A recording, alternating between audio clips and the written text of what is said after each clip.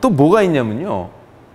나는 보시를 좋은 마음으로 했는데 받는 사람이 이게 참 뒤에 설명하겠지만 내가 전혀 기대한 게 없는 상태에서 줬을 때는 나한테도 좋고 받는 사람도 뭐 화가 안 나는 상황이 되는데 어떤 때는 좋은 일 하고도 화가 날 수도 있어요. 예를 들면 뭐가 있냐면 제가 인도에서 한번 소개한 적이 있는지 모르겠는데 거지가 그 거지는 좀 효자였어요. 엄마가 거동이 불편한데 이런 그 리아카 같은 거를 끌고 어머니를 모시고 이제 걸어가고 있었어요. 근데 저는 이제 그 길가에 옆에 오토바이 수리하는 곳에서 이제 제가 오토바이를 수리하고 있었는데 제 오토바이를 그 오토바이 주인이 그 일하는 아이한테 뭐라 하더니 그 아이가 그쪽으로 가는 거예요. 그 거지한테. 그러더니 갔다가 다시 와요. 다시 왔는데 그 주인한테 주는 게 5루피짜리 그 동전이거든요. 우리 같은 500원짜리 동전인데 그런 동전을 딱 봤더니 돈통에다 딱 놓더라고. 그러더니 뭐 천연 아무런 표정 없이 그냥 그 상황이 제가 묘해가지고 물어봤습니다. 지금 무슨 상황이냐 그랬더니 저 거지한테 보시한다고 5루피짜리 동전을 우리 같은 500원 같은 겁니다. 그 정도 상당하는 이제 그 동전을 거지한테 이제 갖다 주라고 시킨 거예요. 근데 그 거지가 나는 이걸 안 받겠다고 하면서 돌려보냈다는 거예요. 왜냐하면 그 이유가 나는 1,000원 이상만 받는 거지라는 거예요. 그래서 나는 이 5루피짜리 동전은 안 받겠다. 그 10루피짜리부터 종이 돈이거든요. 그 이상만 나는 받지 5루피는 안 받는다. 그러면서 그걸 거절해가지고 그걸 갖고 온 거예요. 근데 저 같으면은 거기서 화가 나고 무슨 거지가 이거를 하면서 야 이놈 막 이렇게 화를 냈을 텐데 그 주인은 아무렇지 않다는 것을 내가 물어봤어요. 아니 이렇게 저 차에서 이거 화도 안 나냐? 그랬더니 이 내 질문 자체를 이해 못 하더라고. 왜? 뭐 그렇더라고요. 그때 굉장히 제가 아주 묘한 느낌을 받았습니다. 아, 참 인도 사람들이 뭐가 있구나 이게. 이 보시에 관해서 아주 독특한 어떤 사고방식이 있는 거죠. 문화죠. 근데 제가 나중에 한국 와서 이렇게 좀 알게 된 거는 뭐냐면 인도가 이제 이게 종교적으로 이게 다 비슷비슷하거든요. 그래서 보시를 하면 내가 공덕을 짓는다는 개념이 있는 거예요. 그래서 거지 입장에서는 내가 너의 보시를 받음으로 해서 네가 공덕이 있지 않냐. 그러니까 그거에 대해서 굉장히 당당하고 떳떳하다는 거예요. 예. 아, 참, 우리로서는 좀 이해가 안 되는 생각이지만은 또 한 번 더 들어가 보면 아, 이 사람들이 보시에 관한 정말 부처님의 인과를 철저히 믿으니까 저런 사고도 가능한가 보다. 이런 생각을 이제 한 적이 있죠. 그래서 아주 재미난 경험이 있습니다. 그래서 요지는 이렇게 보시라고 하는 것을 함으로 인해서 이 자체가 공덕을 쌓는 거지만 그 자체가 내 마음 탐진치를 바라보고 공부하는 어떤 거예요. 왜냐면 우리가 이런 경우 있죠.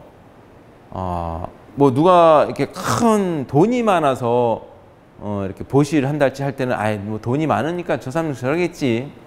뭐 이렇게 마음을 갖는 경우가 있죠. 그러나 그 돈을 벌기도 그 능력도 어렵지만 사실은 그렇게 돈이 많다고 해서 돈을 주는 것도 사실 누구한테 이렇게 베푼다는 것이 쉽지 않을 겁니다. 그건 자기가 해봐야 돼요. 보시라는 것도 그걸 통해서 내가 가져보고 해봐야 아 이게 준다는 게 쉬운 게 아니구나 라고 하는 그런 깨달음도 조금씩 이제 열리는 것 같습니다. 예. 그래서 그 다음에 또 말씀하신 이제 계율이죠. 그래서 제가 해야 될 계율이 5가지죠. 여러분 다 아시는 5가지를 말씀하셨죠. 예. 그래서 최소한 이것은 하지 않으면 사막도는 떨어지지 않는다는 거예요. 사막도. 살아있는 것을 죽이지 않는 거죠. 절대. 그러니까 개라고 하는 것은 나와 남을 고통을 주지 않는 개념이 본질이라고 그랬잖아요. 그래서 살생한다는 거는 엄청난 큰 고통을 주는 거잖아요. 왜냐하면 모든 존재는 살려고 하지 죽으려고 하는 존재는 없잖아요. 그러니까 그 고통을 주지 않는 거죠. 또 도둑질. 도둑질하지 않는 거. 정확하게는 남이 주지 않는 걸 받지 말아요. 그러니까 남이 주는 건 받는 건 또 아무 문제가 안 되는 거죠. 역으로. 그래서 실질적으로요, 부처님 당시에 이제 무소유해서 굉장히 그걸 강조해서 부처님 제자들은 아무것도 소유하지 않았나 생각했는데, 경전의 율장이나 이런 거 연구한 걸 보면 꼭 그렇지도 않더라고요. 왜냐면 주는 거는 괜찮은 거예요. 그래서 이 어떤 특정한 큰 스님들은, 인기가 많은 스님들한테 보시가 엄청나게 들어온 거예요. 뭐 비단도 들어오고 옷도 들어오고 음식도 많이 들어오는 거예요. 그러면 그 자체가 그 스님의 소유로 인정을 해줬어요. 그래서 그 스님이 그걸 관리하고 누구한테 상속도 해줄 수 있는 권한도 있고, 지금으로 따져보면 약간 개인 재산 같은 개념인 거죠. 근데 종단 안에서 그런 것이 다 허용이 됐다는 게 최근에 연구에서 밝혀진 게 있는 걸 제가 읽었는데 굉장히 신선했습니다. 그래서 불교에서는 소유하고 있는 그 자체를 문제 삼는 것이 아니라 그 물건에 대한 집착, 그거로 인해서 번뇌를 일으키는 그 상태, 그거를 지적하는 거라고 이제 말씀을 부처님께서 하신 거라 하더라고요. 그래서 소유하는 그 자체로 문제 삼지는 않더라고요. 그거를 우리가 잘 또 다른 종교와 다르게 다른 점을 우리가 좀 생각해 봐야 됩니다. 그 무소유라고 그랬더니 뭐 그냥 아예 아무것도 갖지 않는. 그래서 지난 시간에 소개했던 그 자이나교는 정말 말 그대로 무소유라 해서 옷도 아예 가지면 안 된다 그래서 나체 수행자 그런 종교도 있다고 소개했잖아요. 근데 불교에서는 이 좀 개념이 다르죠. 그 다음에 이제 불사음인 거죠. 요거는 배우자 아닌 다른 사람과 부정한 행위를 하지 말라 이런 거고, 그 다음에 거짓말이죠. 거짓말. 또 불망어.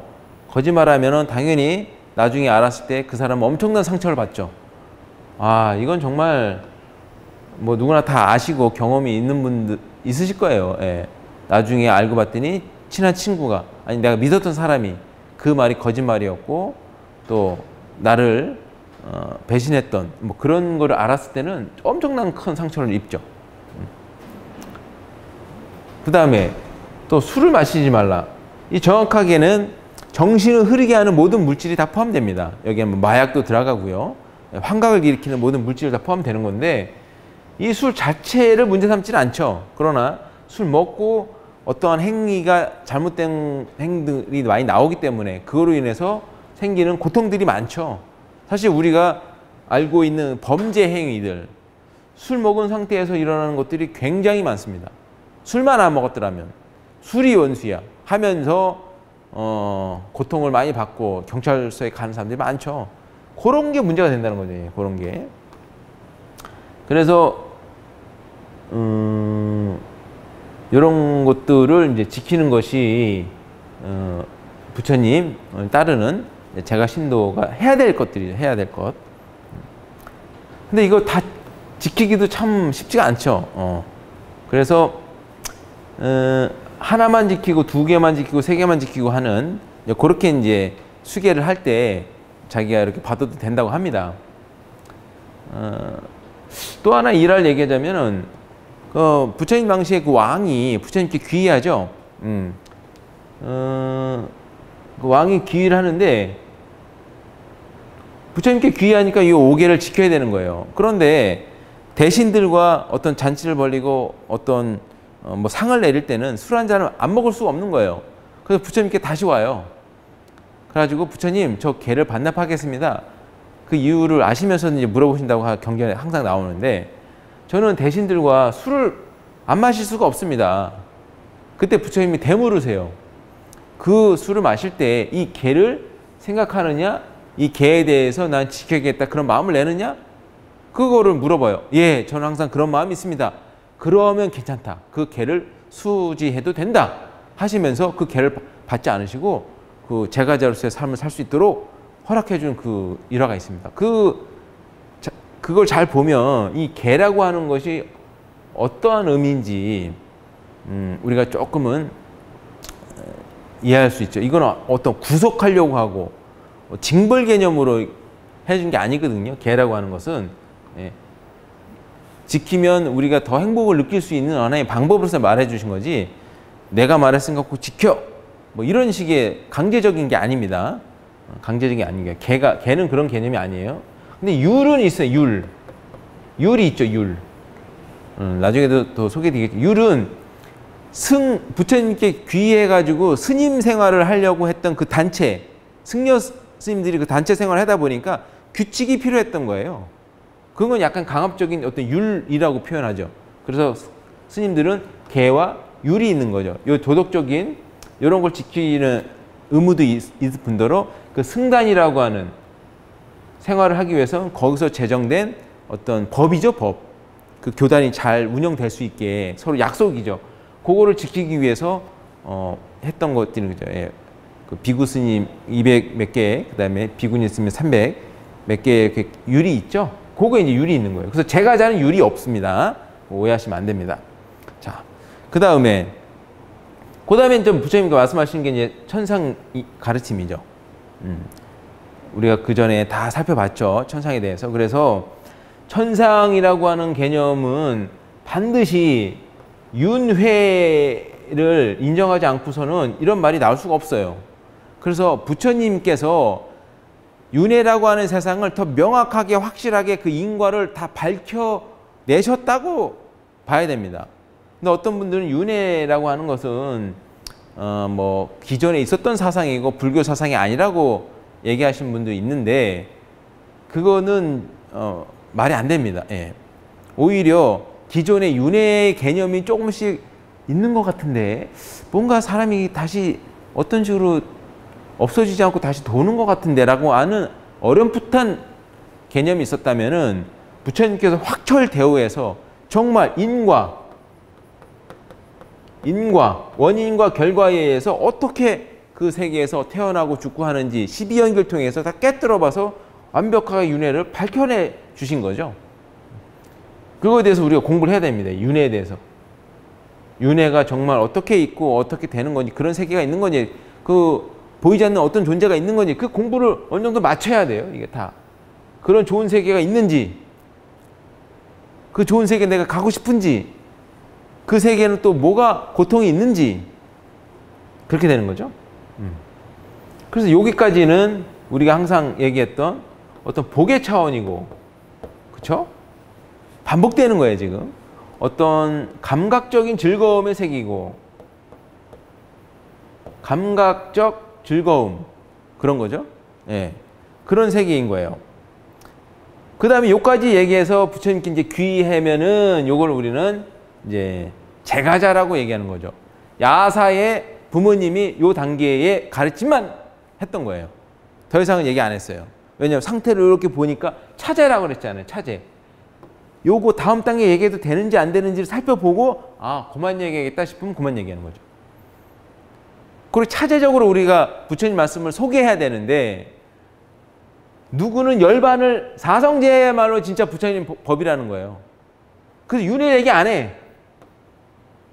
그러면서 부처님의 깨달음만이, 윤회도 없고 마음이라는 거 없다, 뭐 이러면서 그런 가르침만 하면서 이게 진짜 부처님의 가르침이다라고 얘기하는데, 그거는 오해죠, 오해. 이런 가르침 다 하셨는데요.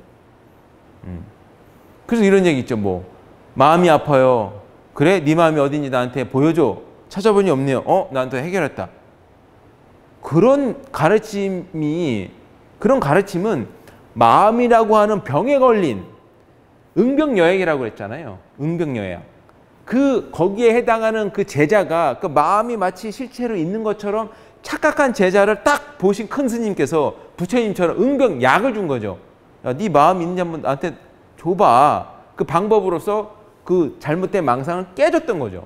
근데 나는 그런 병이 없어요. 나는 그냥 더 많은 거를 얻고 싶고 내 탐진치를 뭔가 욕구를 채우고 싶은 사람인 상태인데, 그 상태인지는 살펴보지 않고, 아, 마음이라고 하는 걸 이렇게 해서 치료했네, 책에서 본 다음에 무조건 난 써먹어야지.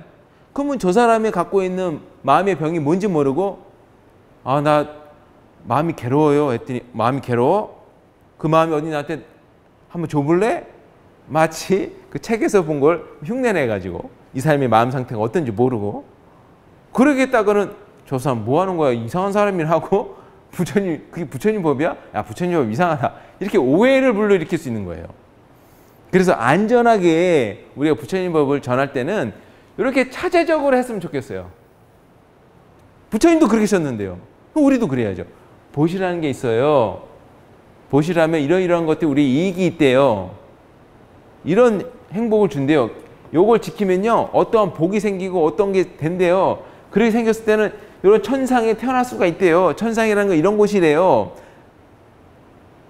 근데 여기에 별로 관심이 없는 눈치가 이렇게 보니까 있어요. 왜냐하면 이 사람은 복이 많아가지고 그런 사람들이 실제로 있습니다. 그런 사람한테는 이제 요 얘기를 해주는 거죠. 그 다음 단계. 뭐냐면 자 보세요. 요거는 다 소유의 개념의 세계예요. 그리고 감각적인 즐거움을 누리는 세계예요. 그런데 요 세계는요. 요게 영원히 즐겁지 않고 항상 위험이 있대요. 위험. 요걸 소유한다는 건 위험이 있다는 거예요. 소유하는 그 과정도 어려움이 있고 힘듦도 있고 그 지키려고 하는 그 고통도 있잖아요. 많이 가질수록 더 괴롭죠. 왜냐면 그 지켜야 되니까. 네, 더 많이 가져서 좋은 것도 있지만 빚이 있으면 반드시 그림자가 있는 거죠. 그 위험도 있다는 거예요. 그 다음에 자꾸 가지려고 하는 마음을 내다보면 사람이 딱 타락한대요. 내 마음이 오염된대요. 이런 이치를 이제 쫙 얘기해줘요. 누구한테? 아, 있는 사람한테 이게 먹히지. 아무것도 없는 사람한테 소유하면 위험해요. 가지면 타락해요. 뭘 가져봤어야죠. 가지지도 않은 사람한테 이런 약을 줘버리면은 마치 감기가 안 걸린 사람한테 감기약만 먹이는 것과 똑같은 이치인 거죠. 그러면 그 부작용은 더 어마어마하게 큰 거죠. 그런 거죠. 그리고 상태를 잘 봐야 되는 거예요. 그 사람이 어떤 상태인지. 그래서 요 단계, 네 번째 단계 얘기할 사람은 야사와 같은 사람이었네. 야사는 굉장히 부유한 자제의 아들이었어요. 먹고 놀고 하는 거에 이 사람은 아무 괴로움이 없고 너무 즐기고 살았던 거죠. 그런데 그걸 지켜도 뭔가 괴로움이 있었다는 거예요. 그거를 부처님이 딱 지적해 주니까 내 마음을 어찌 이렇게 아셨나. 부처님은 정말 이게 공감이 되고 너무 감사하죠. 사람은요, 내가 갖고 있는 고통, 내가 갖고 있는 생각을 공감해주고 알아주면요, 그걸 우리는 사랑으로 느끼잖아요. 아이고 부처님 감사합니다. 부처님 아유. 그러니까 다음 단계로 탁 얘기해 주는 거예요. 부처님께서 요 세계를 뛰어넘는 아주 여기서는 즐겁다 괴롭다 이렇게 있잖아 마음이. 그런데 여기에 그런 거 없이 고요하니 평온한 상태에 길이 있어. 그게 뭔데? 그게 출리를 했을 때 이 마음을 떠나는 요런 감각적인 즐거움에서 벗어나는 그 마음을 딱 내봐. 거기서 오는 또 공덕이 있어. 여기서 느끼지 못하는 더 즐거움이 있단 말이야. 그래요? 그럼 나 이걸 추구하지 않고 이 길을 한번 가볼래요. 마음을 내죠. 그게 야사가 그렇게 한 거예요. 요게 바로 열반이라고 하는 세계죠. 그러려면은 어떻게 해야 되는데요? 그때 비로소 사성계를 설법해 주신 거죠. 세상에는 고가 있다. 고의 원인이 있다. 그 벗어난 아주 행복한 상태가 있다. 그 길을 갈 수 있는 팔정도, 그 8가지 방법이 있는데 요걸 열심히 하면은 요걸 성취할 수 있어. 여기서 느끼는 고통, 즐거움, 이건 비교가 안 돼. 요거는 영원한 거야. 이거는 영원하지 않아. 그랬다 저랬다 영원하지 않아. 이 세계는 불사라고도 표현할 수 있는 어떤 그런 거죠. 왜냐하면 내 마음이 이제 삶과 죽음 상태에 그게 벗어났기 때문에. 그쵸? 근데 이 열반에 대해서는 아직 내가 경험이 없어서 정확히 어떠다고 말할 수가 없어요. 그냥 이론적으로 이렇게 2가지 차원이 있다라고는 말씀드릴 수 있는데, 이건 우리가 해봐야 되는 거죠. 아직 요 3단계, 3단계까지 제가도 아직 공부가 덜 돼가지고 요게 요즘에 공부를 좀 하려고 합니다. 자, 그래서 이 6가지 단계에는 그냥 우리는 외웠으면 좋겠습니다. 부처님의 수행은 이 6개 단계로 해야 되겠다. 역으로 부처님의 설법을 알려줄 때는 이 6가지 단계를 소개해 줘야 되겠다. 사람마다 어디 단계에 지금 있는지는 알 수 없으니까요. 그렇죠? 그래서 이 차저설법이 아주 매우 중요합니다. 그냥 요건 그냥 언제든지 물어봐도 탁 알 수 있게, 그렇죠? 우리가 연습해야 됩니다. 아, 부처님 수행은 6단계로 해야 되는구나. 아, 부처님 설법을 소개할 때는 6단계로 얘기해야 되는구나. 아, 보시, 지계, 개념. 아, 생천, 하늘나라. 아, 그 인과의 법칙, 윤회 세계. 아, 근데 이 세계는 감각적인 즐거움이 있어서 영원하지 않지. 즐겁다가 괴롭다가 막 항상 변화해가지고 불안정해. 여기서 안정을 완전하게 얻지 못해. 그 길을 갈 수 있는 방법을 요 단계적으로 이렇게 알려줘야 되겠다. 이렇게 다 있는 거죠. 이렇게 되면 정리가 이제 완벽하게 되는 겁니다.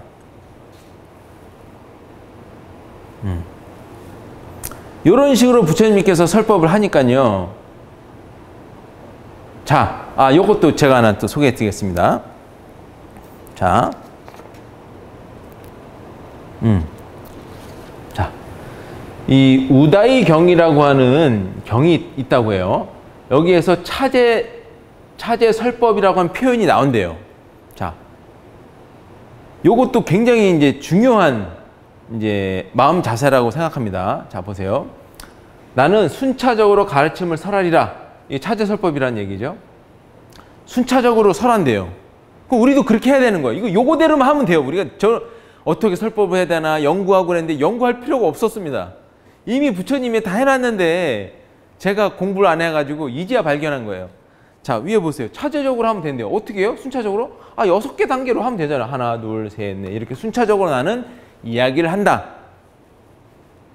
또, 자, 나는 단계를 보면서 가르침을 설하리라. 이게 무슨 말이에요?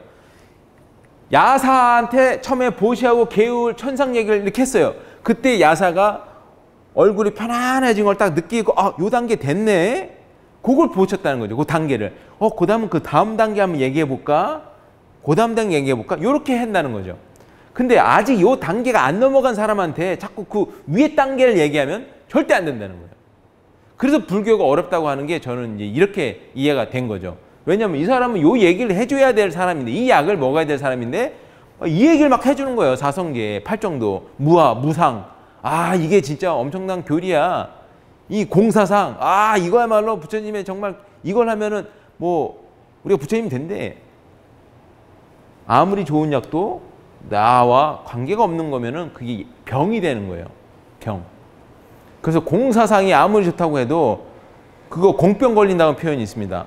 공이라고 하는 개념은 아상, 있다는 생각, 그걸 깨기 위한 약이에요. 이것도. 약으로 생각해야 돼요. 나라는 궁금증이 없고 이 존재에 대한 궁금증이 없는데 이 무상, 무아, 이 어떤 공사상을 자꾸 공부하잖아요. 나는 이 보시, 나는 부자 되고 싶은데 공사상을 얻어. 공사는 어떻게 해요? 아무것도 없다. 마음을 비워라. 있는 것도 아닌데 없는 것도 아니다.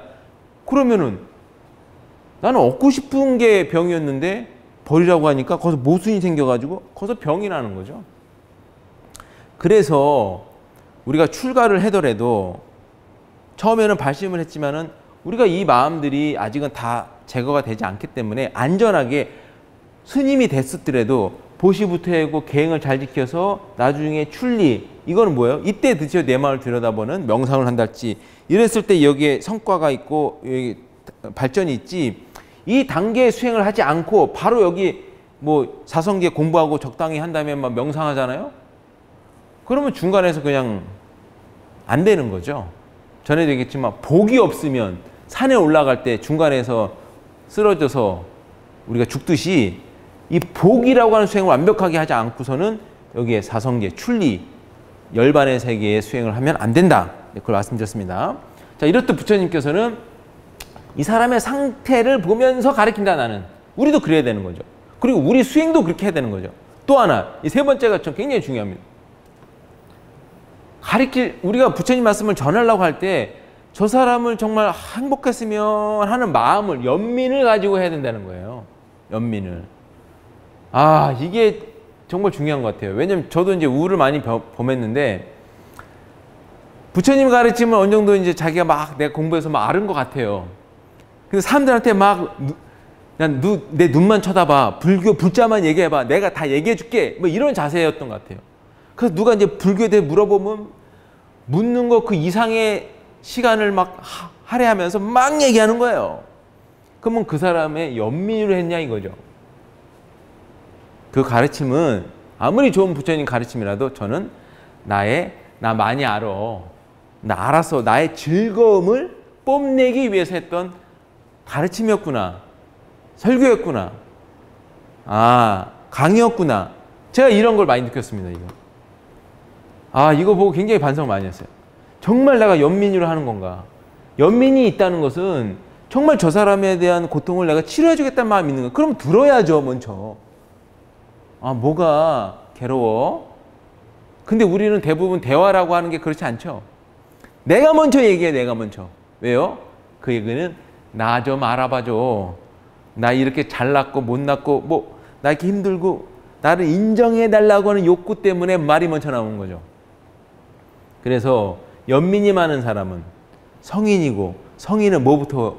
귀부터 연다고 했잖아요. 그 성인할 때 귀가 이렇게 귀가 처음에 나온다고 한번 말씀드린 적 있죠. 거기 이제 이런 이치가 아닌가 싶어요. 네. 그러니까 연민으로 가르쳐야 돼. 연민이 없고 내가 진정으로 저 사람을 도와주려고 하는 마음인지 한번 살펴봐야죠, 먼저. 그런 게 아니면은 부처님 법이 아무리 좋더라도 함부로 얘기해서는 안 되고, 왜냐면 뽐내는 거는 다 느끼거든요. 잘난 척하고 있어. 그렇게 느낄 수도 있거든요, 오히려. 그래서 진정한 연민을 우리가 먼저 연마한 다음에 우리가 부처님 법도 보시를 해야 된다 생각이 듭니다. 이 연민이라고 하는 건 결국은 보시와 지계 수행을 통해서 길러진다고 이제 말씀을 드렸습니다. 자, 이 네 번째도 중요합니다. 이게 또 이제 연관이 되는 건데, 자, 가르침을 한 다음에 물질을 바라면서 가르침을 설하지 않으리라고 생각했대요, 부처님께서는. 부처님이 이러셨겠어요? 우리 보고 그렇게 하지 말라고 얘기해 주신 거죠. 너네 내 가르침 공부해가지고 남한테 알려주면서 물질을 좀 바라지 마. 뭐 바라는 마음으로 하지 마. 이 말씀인 거죠. 무주상으로 해. 무주상. 마음을 뭘 바라고 하지 마. 그러면 항상 문제가 생긴다는 거예요. 우리 그런 얘기 가끔 많이 하죠. 내가 뭐 바래서 한 건 아닌데, 그래도 사람이 좀 이렇게 좋은 말 해주고 이렇게 도와줬으면은 뭐 사람이 좀 오고 가는 게 있어야 되는 거 아니야? 내가 그거 바라서 하는 얘기는 아니야. 바라지 않는다면서 그 얘기를 하죠. 결국은 그 얘기는 뭐예요? 나의 도움과 보시를 물질적으로나 뭔가를 이렇게 피드백, 그죠? 그 마음이 있었기 때문에 그런 거죠. 그러니까 그걸 안 해주면 이제 화가 나는 거죠. 그래서 뭔가 바라는 마음으로 말을 해준다 할지 도와준다는 마음이 있다면 차라리 안 도와주는 게 낫다는 거예요. 안 도와준다고 나쁜 게 아닌 거죠. 왜냐면 도와줘서 내가 화를 내면은 내 탐진치가 더 커지는 거잖아요. 결과적으로 보면 그게 더 안 좋아, 나한테 더 안 좋게 된다는 거예요.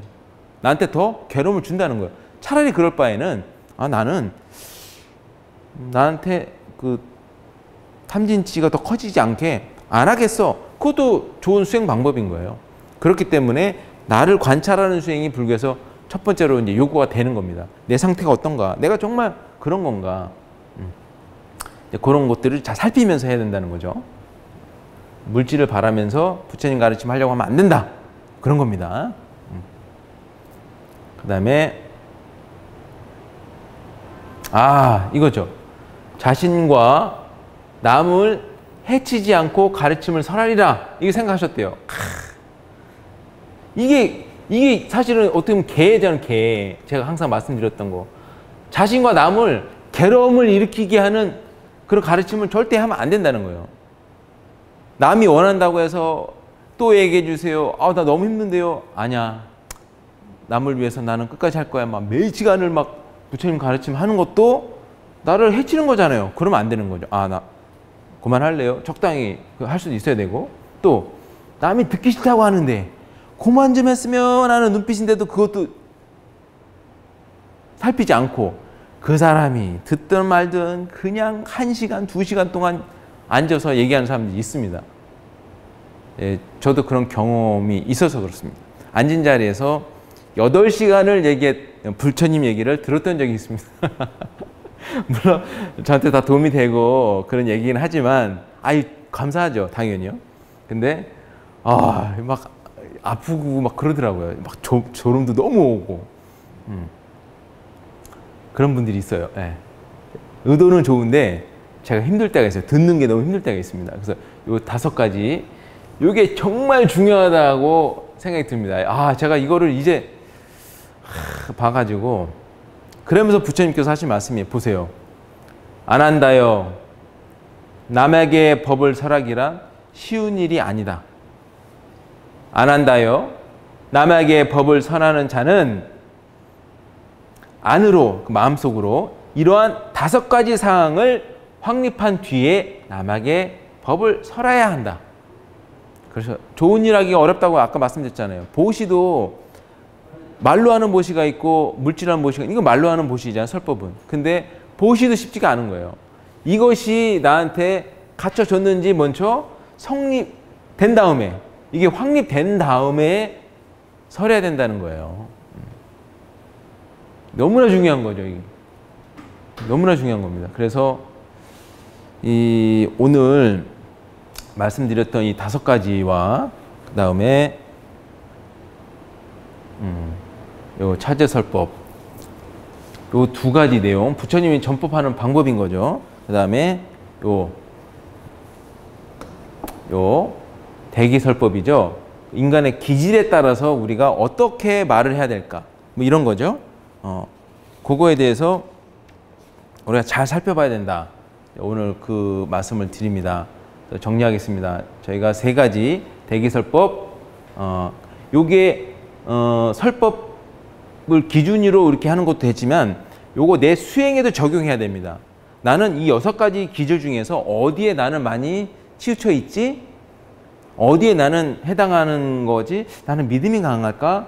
이런 게 다 우리가 수행을 해야 되는데, 그러면 그거에 부족한 거를 먼저 수행을 하는 것이 좋습니다. 이에 해당하는 것.